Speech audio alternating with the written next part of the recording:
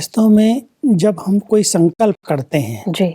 तो संकल्प जो उठे वो हमारे स्वरूप में आ जाए, माना जो हम सोच रहे हैं वो हम प्रैक्टिकल जीवन में अनुभव होने चाहिए, दिखाई देने चाहिए। तो जो सूर्यवंशी आत्मा है वो संकल्प करती हैं और स्वरूप बन जाती हैं, वो धारणाएं उनके जीवन में आ जाती हैं।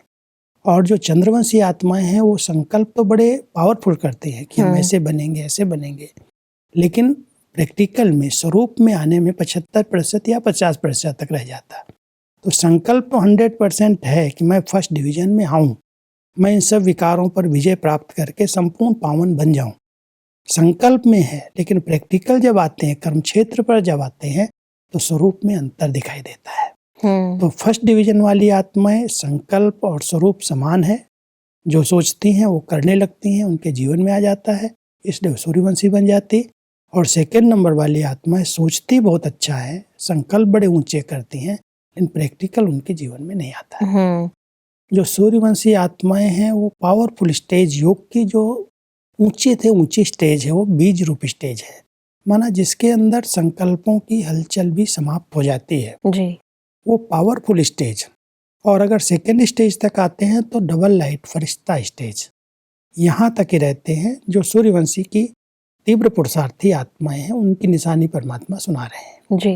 वो मास्टर ज्ञान सूर्य की तरह पावरफुल योग की स्थिति बना लेते हैं। और जो चंद्रवंशी आत्माएं हैं वो पावरफुल स्टेज में कभी टिकती हैं, कभी सेकेंड स्टेज में आती हैं और कभी युद्ध करने लगती हैं। युद्ध करके फिर अपने संकल्पों को कंट्रोल करके मोड़ती हैं।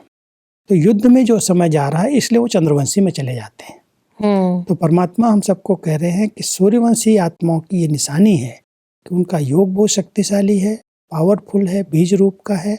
और चंद्रवंशी आत्माओं का योग परिवर्तित हो रहा है, संकल्प नीचे ऊपर हो रहे हैं जी। तो इसलिए उनमें अंतर आ जाता है जी। चंद्रवंशी की निशानी चांद से परमात्मा भेंट कर रहे हैं। जो चंद्रमा की कलाएं कभी नीचे ऊपर होती रहती हैं, ऐसे ही चंद्रवंशी आत्माओं की जो स्थिति है नीचे ऊपर होती रहती है। कभी याद करेंगे, कभी फरियाद करेंगे, माना परमात्मा से डिमांड करना शुरू कर देंगे जी। लेकिन सूर्यवंशी आत्माएं माना ज्ञान सूर्य की तरह, सूर्य की कलाएं कम ज्यादा नहीं होती जी। वो अपना एक ही स्वरूप में स्थित रहता है। तो परमात्मा वो भेंट कर रहे हैं कि चंद्रवंशी आत्माओं की जो स्थिति है, पुरुषार्थ की जो स्थिति है, उस स्थिति में नीचे ऊपर होता रहता है।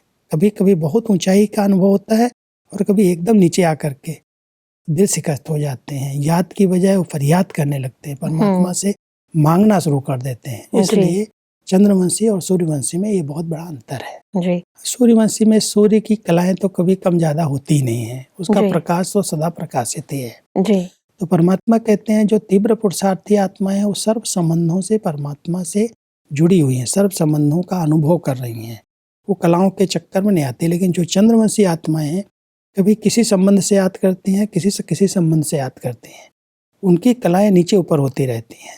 एकदम कभी हाईएस्ट स्टेज तक पहुंच गए, संपूर्णता के स्टेज तक 16 कलाएं आ गई, कभी एकदम आधी कलाएं रह जाती हैं। तो ये अंतर दिखाई देता है पुरुषार्थ में।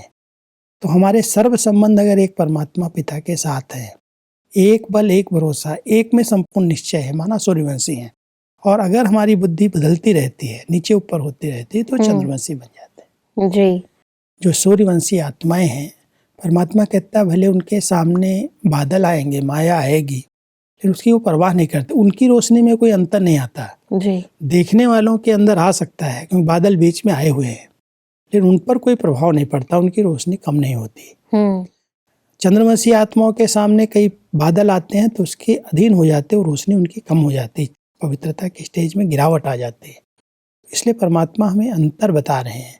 जो सूर्यवंशी आत्माएं हैं उनकी चमक, उनकी प्योरिटी की स्टेज बहुत हाई रहती है और चंद्रवंशी आत्माओं की बादल आए, कोई माया आए, उसके अधीन हो जाते हैं। जी। परिस्थितियां दोनों के आगे आती हैं, लेकिन परिस्थितियों के सामने स्वस्थिति कैसी रहती है उसके आधार पर ही सूर्यवंशी और चंद्रवंशी निर्धारित होते हैं। जी।